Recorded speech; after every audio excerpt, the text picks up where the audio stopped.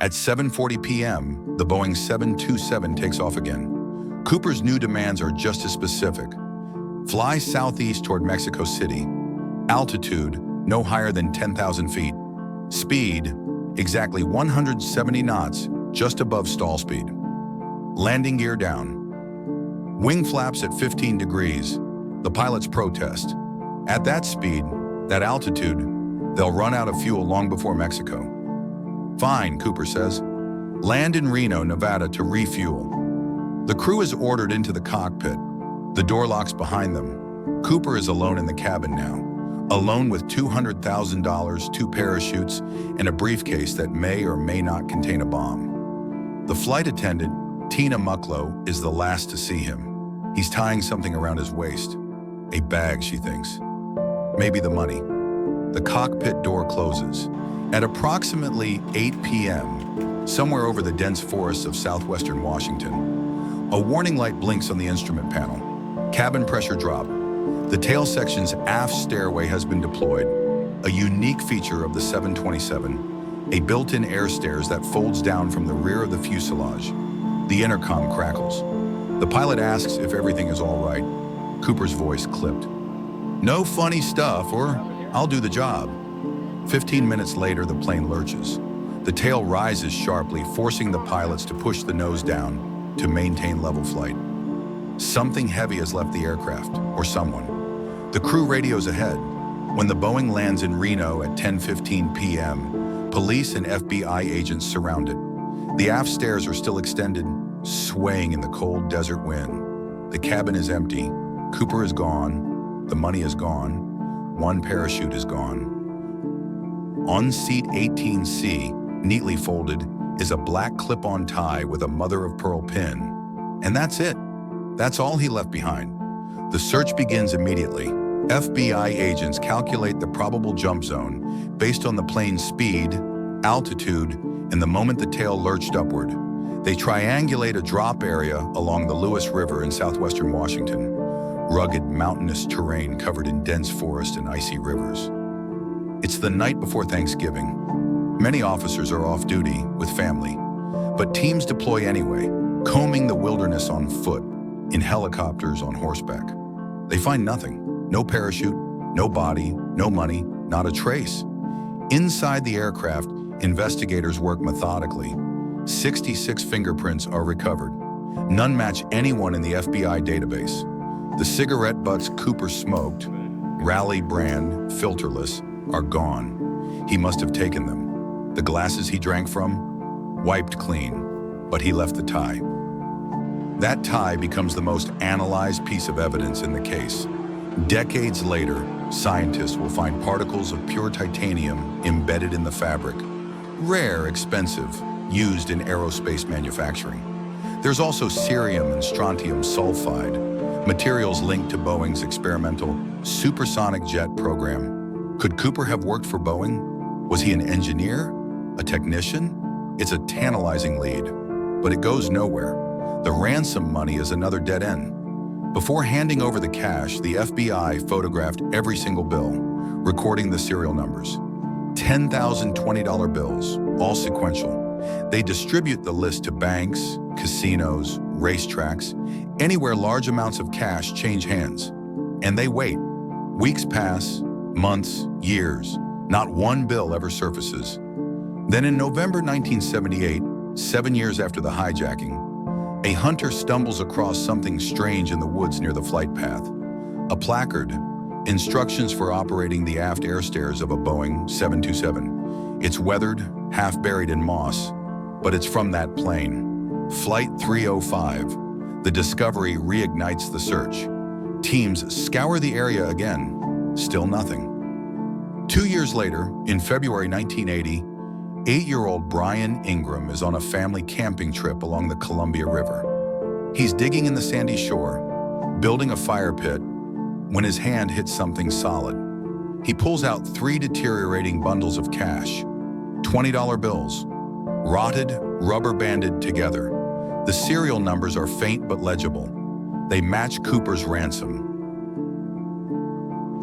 Agents descend on the riverbank. They excavate. They sift. They dredge the river bottom. 290 bills are recovered. That's $5,800. The other $194,200? Gone. The question haunts investigators. How did the money get there?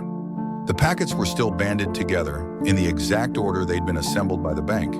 They hadn't been scattered by the current. They hadn't been spent. It's as if someone or something deposited them there intact. Did Cooper land in the river and lose the money? Did he bury it and never return? Or did he die on impact, his body and the cash swept downstream, separated by miles of wilderness? The FBI doesn't know. Over 45 years, the investigation consumes resources, man-hours, and hope. The rear door of the Boeing 727 tears open at 10,000 feet. Wind screams through the cabin at 200 miles per hour. Rain, darkness, freezing air. And somewhere in that chaos, a man in a business suit, clutching a bag containing $200,000, steps backward into the void. The pilots feel the aircraft lurch. The tail rises. Something or someone has left the plane. When they land 15 minutes later and search the cabin, the man is gone. The money's gone. No parachute, no body, no trace. It's November 24th, 1971, the night before Thanksgiving, and the man who jumped will never be found. Portland International Airport, mid-afternoon. The terminal hums with the pre-holiday rush. Families heading home, business travelers squeezing in last-minute trips before Thanksgiving dinner.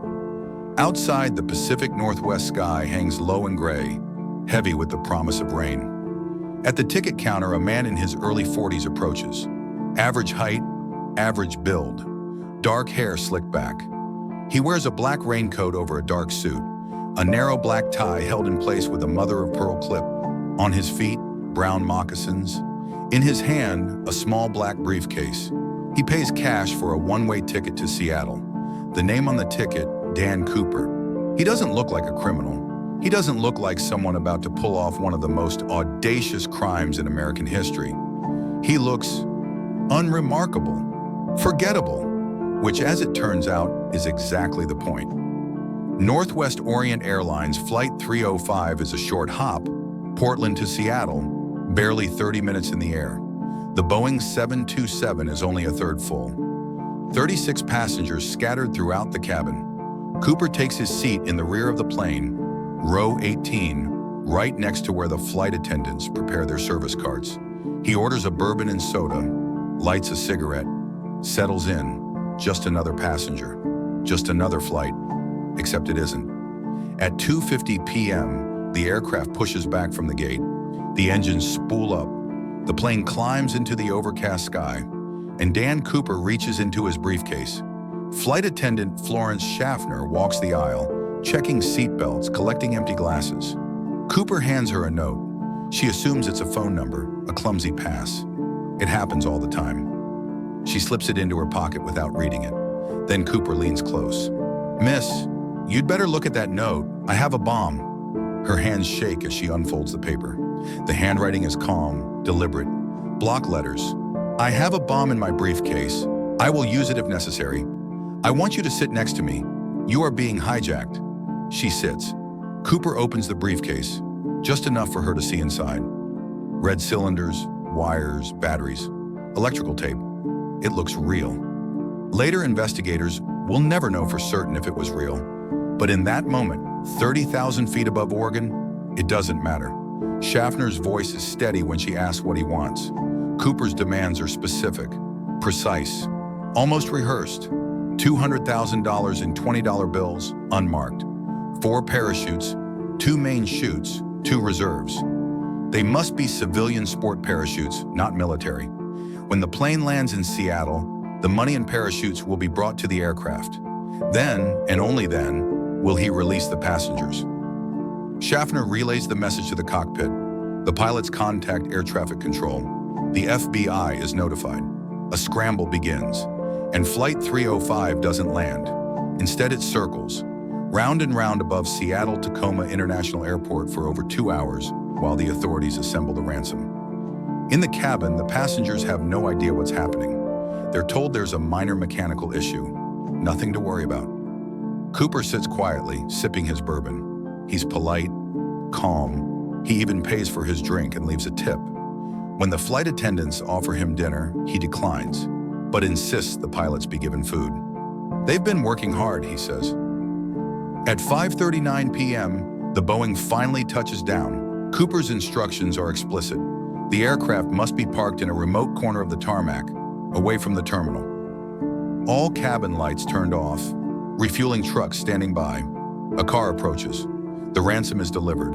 A canvas bank bag stuffed with 10,000 $20 bills. The parachutes arrive. 2 NB-8 military reserve chutes and 2 civilian sport rigs. Cooper inspects them. He chooses the oldest civilian main chute in a military reserve. Then he does something strange. He cuts the cords from one of the reserve parachutes, slicing away several nylon shroud lines.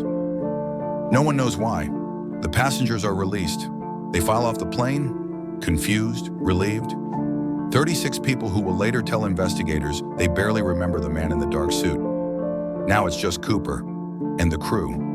More than 1,000 suspects are investigated. People call in tips. Dozens confess, claiming they're D.B. Cooper, looking for fame or absolution. Families turn in brothers, uncles, fathers who match the description. The most compelling suspect, Richard McCoy Jr., a Vietnam War veteran and helicopter pilot. 5 months after Cooper's jump, McCoy hijacks another Boeing 727 using an almost identical plan. He demands $500,000, parachutes out over Utah, and gets caught 2 days later. McCoy fits the profile. He has the skills, the nerve, but he's younger than Cooper. And on the night of November 24th, 1971, he was in Las Vegas with his family. He's eventually ruled out. Other suspects die, taking their secrets with them. Some leave deathbed confessions, none credible. The case grows cold, colder. In July 2016, after 45 years, the FBI officially suspends the investigation. Not closed, suspended.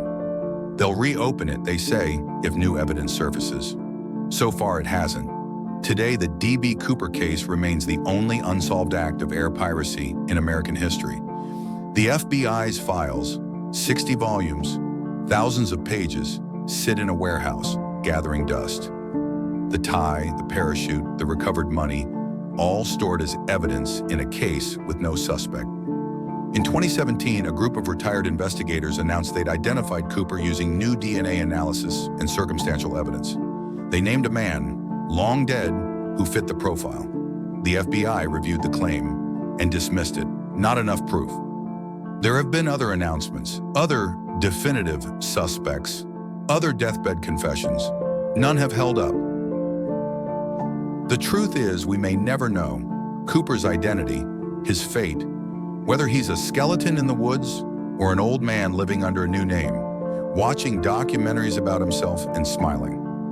What we do know is this: on November 24th, 1971, a man walked onto a plane and walked off into legend.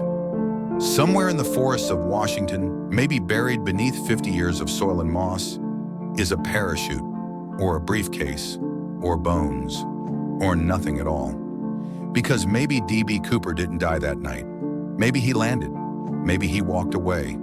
Maybe he lived the rest of his life in quiet anonymity, never spending a dollar of that money, never telling a soul.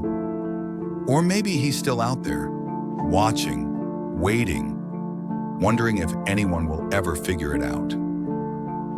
This is your guide through the darkness, and you're watching The Dark Archives.